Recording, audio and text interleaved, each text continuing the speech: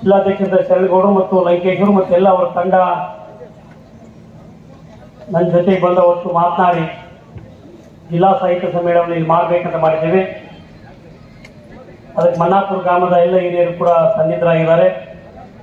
ಅದು ಮಾಡೋಣ ಅಂತಕ್ಕಂಥ ವಿಚಾರವನ್ನು ಹೇಳಿದಾಗ ನಾನು ಕೂಡ ಅವ್ರಿಗೆ ಹೇಳಿದೆ, ನೋಡಿ ಜಿಲ್ಲಾ ಸಮ್ಮೇಳನ ನಮ್ಮಲ್ಲಿ ಮಾಡ್ತಾ ಇದ್ದೀವಿ, ಯಾವುದೇ ಒಂದು ಚೂರು ಲೋಪ ಬರದ ಹಾಗೆ ಕಾರ್ಯಕ್ರಮವನ್ನು ಮಾಡಬೇಕಾಗ್ತದೆ. ಯಾಕಂದರೆ ಈ ಜಿಲ್ಲೆಗೆ ಮತ್ತು ಬಂದಿರತಕ್ಕಂಥ ಅತಿಥಿಗಳಿಗೆ ಕೂಡ ಯಾವುದೇ ತರನಾಗಿರ್ತಕ್ಕಂಥ ದೋಷ ಕಾಣಿಸಲಾದ ಹಾಗೆ ನಾವು ಮಾಡಬೇಕಾಗ್ತದೆ, ಅಚ್ಚುಕಟ್ಟಿನಿಂದ ಮಾಡಬೇಕು ಅಂತಕ್ಕಂಥ ವಿಚಾರವನ್ನು ಹೇಳಿದಾಗ ಇಲ್ಲಿ ಬಂದು ಹಿರೇಮನ್ನಾಪುರ ಗ್ರಾಮದ ಎಲ್ಲ ಹಿರಿಯರನ್ನು, ಯುವಕ ಮಿತ್ರರನ್ನು,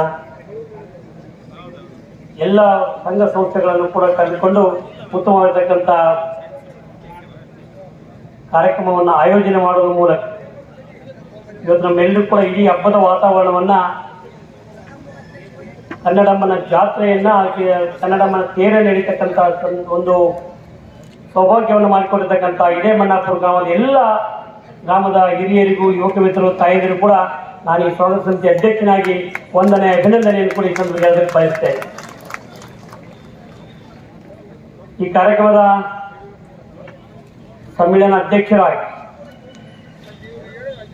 ಹಿರಿಯರು, ರಾಜ್ಯೋತ್ಸವ ಪ್ರಶಸ್ತಿ ಪುರಸ್ಕೃತರು, ಸಾಹಿತಿಗಳು, ಅದ್ರ ಜೊತೆಗೆ ಪೂಜ್ಯ ನನ್ನ ತಂದೆಯವರ ಒಡನಾಡಿಗಳು ಆಗಿರ್ತಕ್ಕಂಥ ಶ್ರೀ ಶೇಖರಗೌಡ ವಿ ಮಾಲಿ ಪಾಟೀಲ್ ಅವರನ್ನ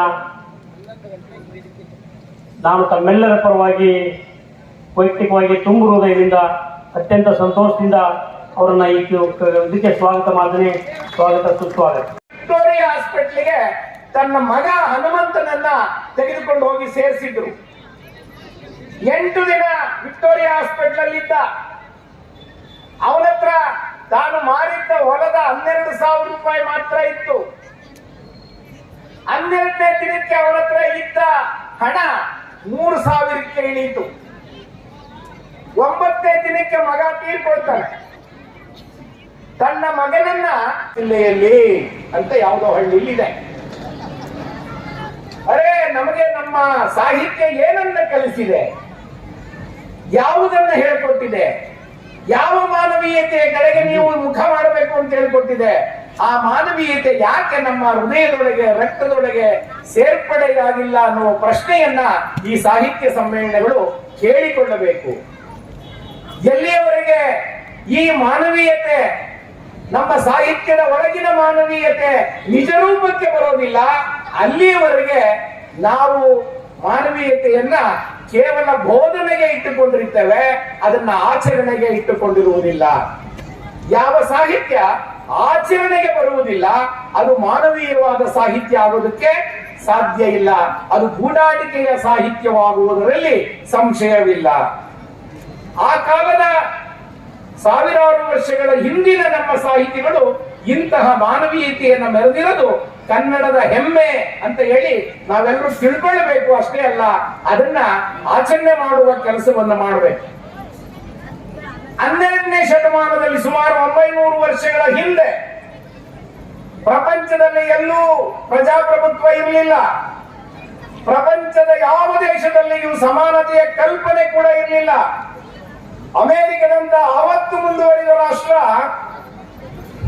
ಕಪ್ಪು ಜನರನ್ನ ಪ್ರಾಣಿಗಳ ರೀತಿಯಲ್ಲಿ ಮಾರಾಟ ಮಾಡ್ತಾ ಇದ್ರು. ಕಪ್ಪು ಜನರ ಸಂತೆ ನಡೀತಾ ಇತ್ತು. ನೀವು ಹೇಗೆ ಎತ್ತುಗಳ ಸಂತೆ ಮಾಡ್ತೀರಿ, ಹೋರಿಗಳ ಸಂತೆ ಮಾಡ್ತೀರಿ, ದನಕರುಗಳ ಸಂತೆ ಮಾಡ್ತೀರಿ, ಅಂತ ಸಂತೆಯನ್ನ ಅಮೆರಿಕದಲ್ಲಿ ಕಪ್ಪು ಜನರನ್ನ ಮಾರಾಟ ಮಾಡುವ ಸಂತೆಗಳನ್ನಾಗಿ ನಡೆಸ್ತಾ ಇದ್ರು. ದಷ್ಟಪುಷ್ಟವಾಗಿರುವ ಕಪ್ಪು ಜನರಿಗೆ ಹೆಚ್ಚು ಬೆಲೆ ಕೊಟ್ಟು ಕೊಂಡುಕೊಳ್ತಾ ಇದ್ರು. ವಯಸ್ಸಾದ ಕಪ್ಪು ಜನರನ್ನ ಕಡಿಮೆ ಬೆಲೆಗೆ ಕೊಂಡುಕೊಳ್ತಾ ಇದ್ರು. ಇವನಿಂದ ಕೆಲಸ ಆಗೋದಿಲ್ಲ ಅಂತ ಹೇಳಿ ಅವರನ್ನ ಮನುಷ್ಯರು ಅಂತ ಹೇಳಿ ಅವರು ಯಾವತ್ತೂ ತಿಳ್ಕೊಂಡವರು ಆಗಿರ್ಲಿಲ್ಲ. ಅಂತಹ ಕಾಲದಲ್ಲಿ ಈ ಕನ್ನಡ ನಾಡಿನಲ್ಲಿ, ಈ ಉತ್ತರ ಕರ್ನಾಟಕದ ಭಾಗದಲ್ಲಿ, ಬಸವ ಕಲ್ಯಾಣದಿಂದ ಬಿಜಾಪುರದವರೆಗೆ ಈ ಎಲ್ಲ ಭಾಗಗಳಲ್ಲಿ ಹುಟ್ಟಿಕೊಂಡ ಶರಣರು ಹೊಸದಾಗಿ ಕಲ್ಪಿಸಿಕೊಟ್ಟದ್ದು, ತಿಳಿ ಹೇಳಿದ್ದು, ನಿಮ್ಮ ವಿವೇಕಕ್ಕೆ ಸ್ವಲ್ಪವಾದರೂ ಸಾಣೆ ಹಿಡಿಯಬೇಕು ಅನ್ನುವ ಕಾರಣದಿಂದಾಗಿ ಯಾವ ಕಾಲವನ್ನ ಅದರ ನೇತೃತ್ವ ವಹಿಸಿಕೊಂಡ ಬಸವಣ್ಣ ಹೇಳಿದ್ದೇನು, ಬಸವಣ್ಣ ಹುಟ್ಟಿನಿಂದ ಬ್ರಾಹ್ಮಣನಾದವನು, ನಾನು ಅಕಸ್ಮಾತ್ ಬ್ರಾಹ್ಮಣನಾಗಿ ಹುಟ್ಟಿದ್ದೇನೆ. ನಾವು ಇವತ್ತು ಹೇಳ್ತೀವಿ ಉಚ್ಚ ಸಂಸ್ಕೃತಿಯ ಪ್ರತೀಕ ಅಲ್ಲ. ಆದ್ರಿಂದ ನಾವು ಆ ಹೀನ ಸಂಸ್ಕೃತಿಯನ್ನ ಆಚರಣೆ ಮಾಡೋದನ್ನ ನಿಲ್ಲಿಸಬೇಕು. ನಾವೆಲ್ಲರೂ ಒಂದು ಅನ್ನೋದನ್ನ ಕಲಿಸ್ಕೊಡ್ಬೇಕು ನಮ್ಮ ಮಕ್ಕಳಿಗೆ.